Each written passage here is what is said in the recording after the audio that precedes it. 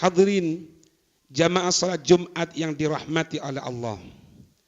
Salah satu dari dosa besar yaitu penyakit hati berupa kesombongan.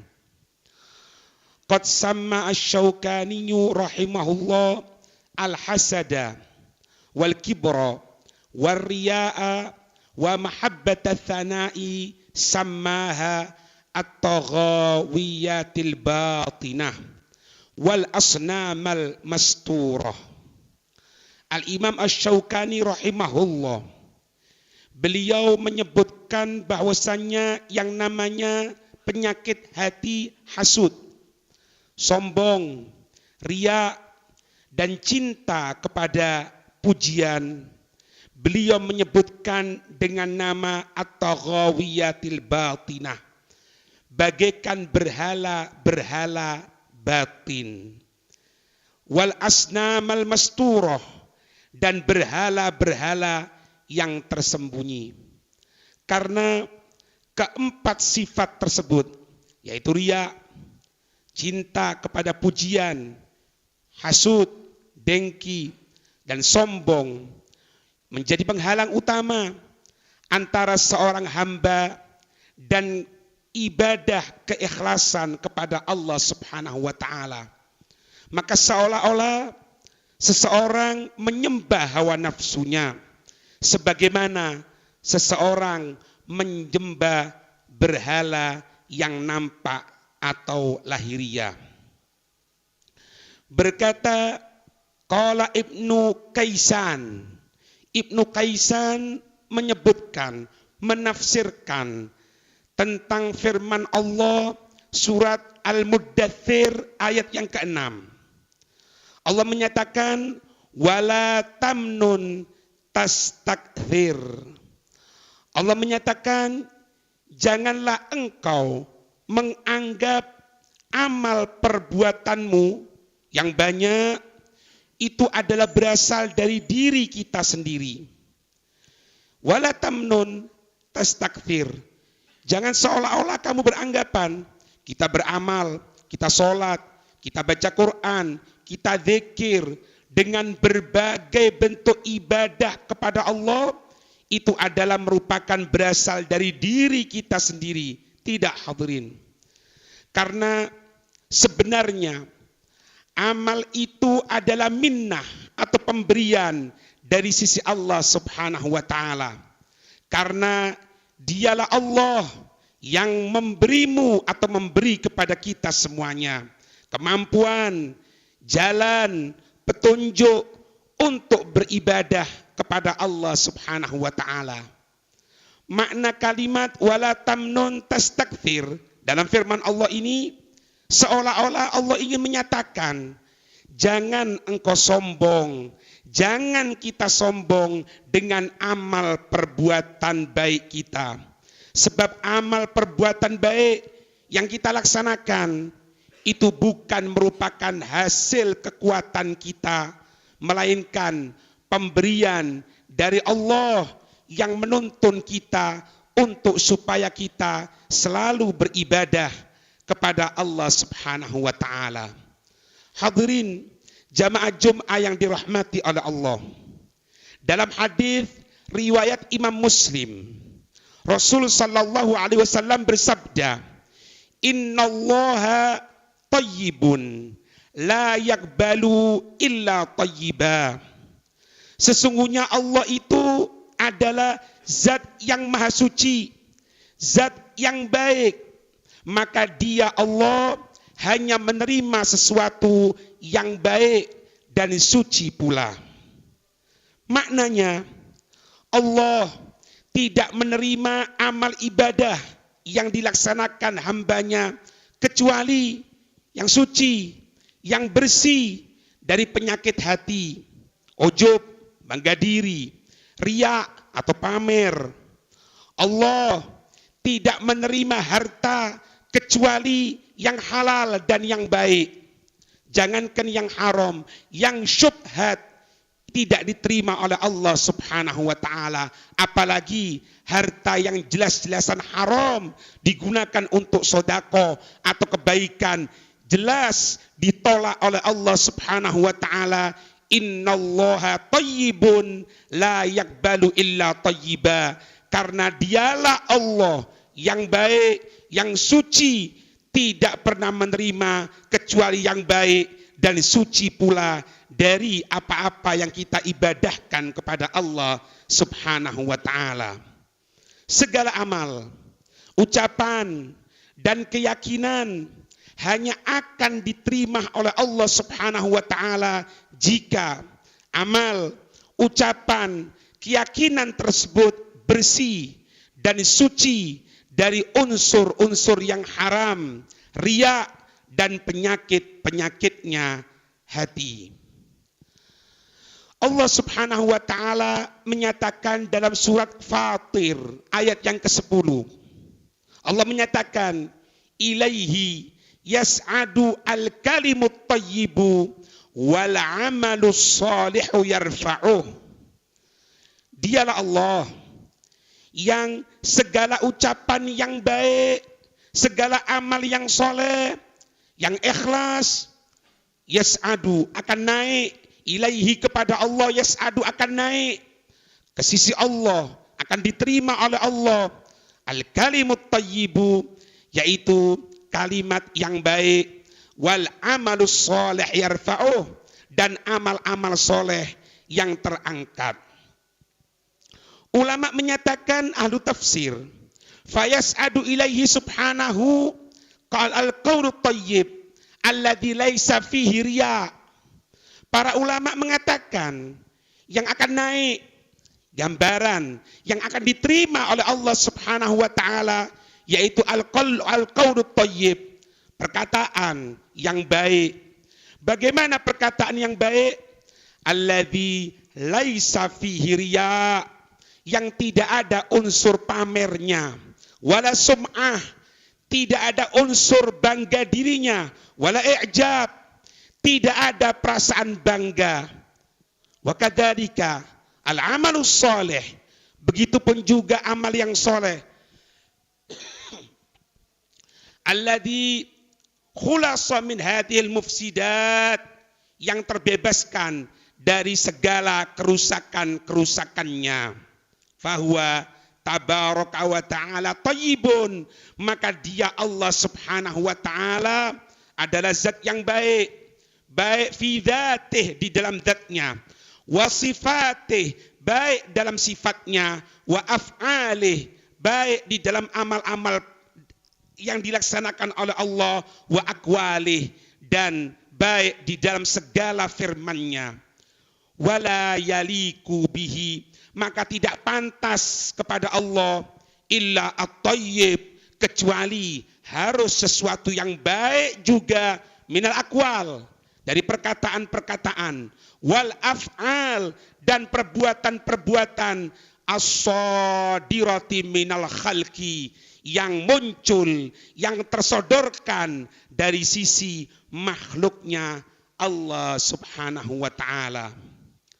Hadirin yang dirahmati oleh Allah, disebutkan dalam riwayat Imam Muslim, bainama rajulun yamshi qad a'jabathu jummatuhu wa burdahu.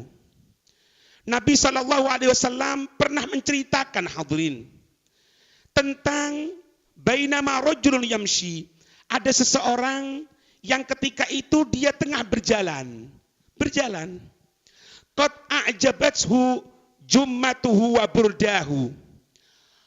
Pemuda tadi itu atau seseorang tadi itu berjalan dengan penuh perasaan kagum terhadap dirinya.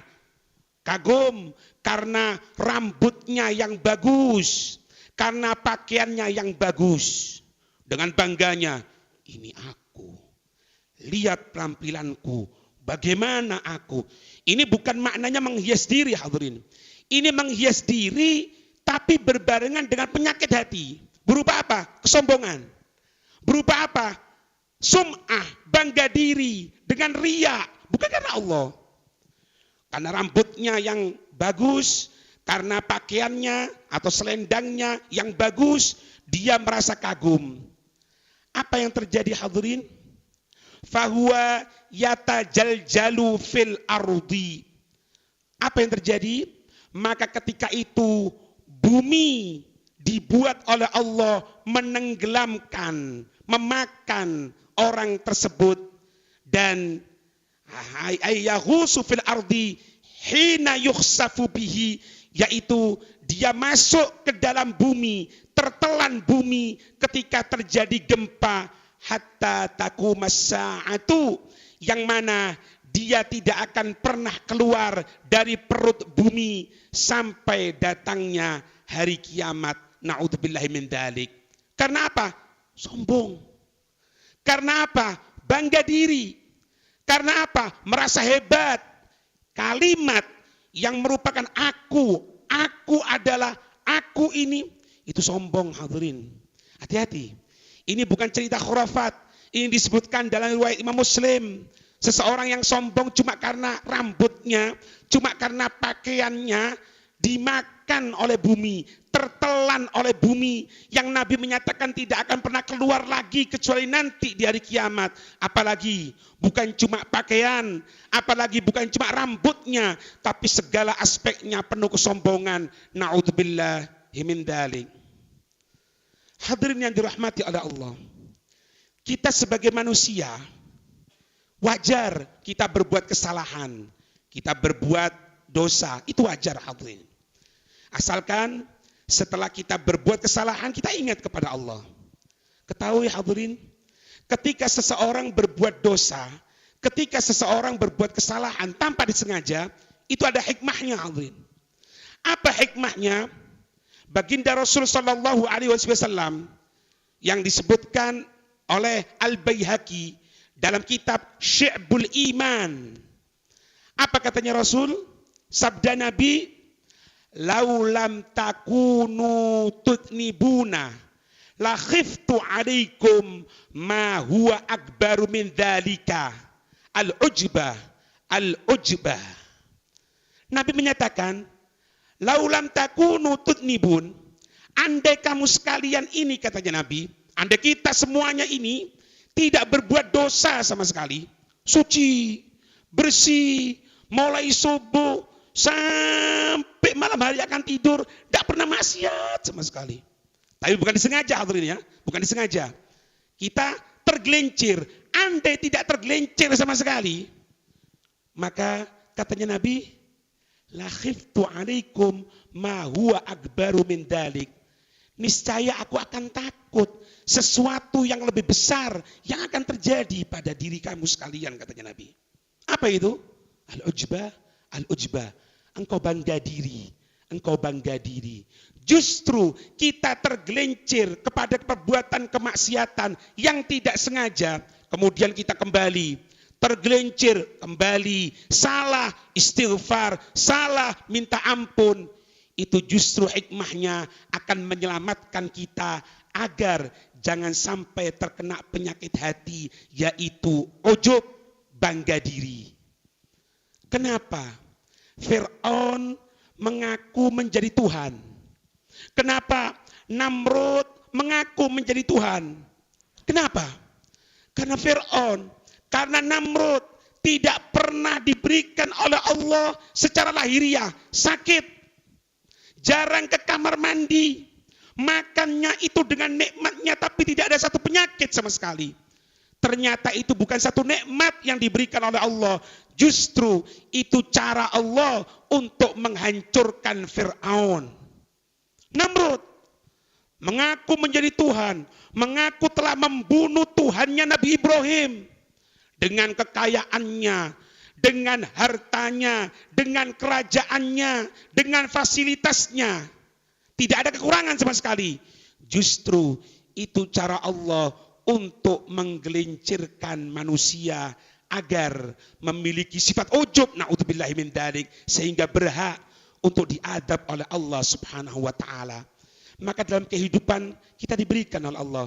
Terkadang kita sakit, terkadang kita kekurangan ekonomi, terkadang kita ini diberikan kecukupan, terkadang kita diberikan sehat, diberikan serba-serbi oleh Allah Subhanahu wa taala. Justru itu cara Allah untuk menyelamatkan kita dari penyakit hati berupa al-ujbu, yaitu bangga diri.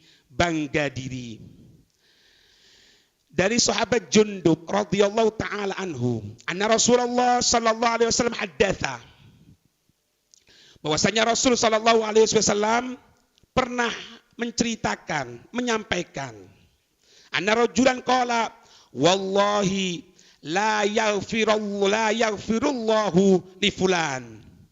Ada seseorang mengatakan, wallahi, demi Allah, la yaghfirullahu, Allah tidak akan pernah mengampuni li fulan, kepada fulan. Apa yang terjadi?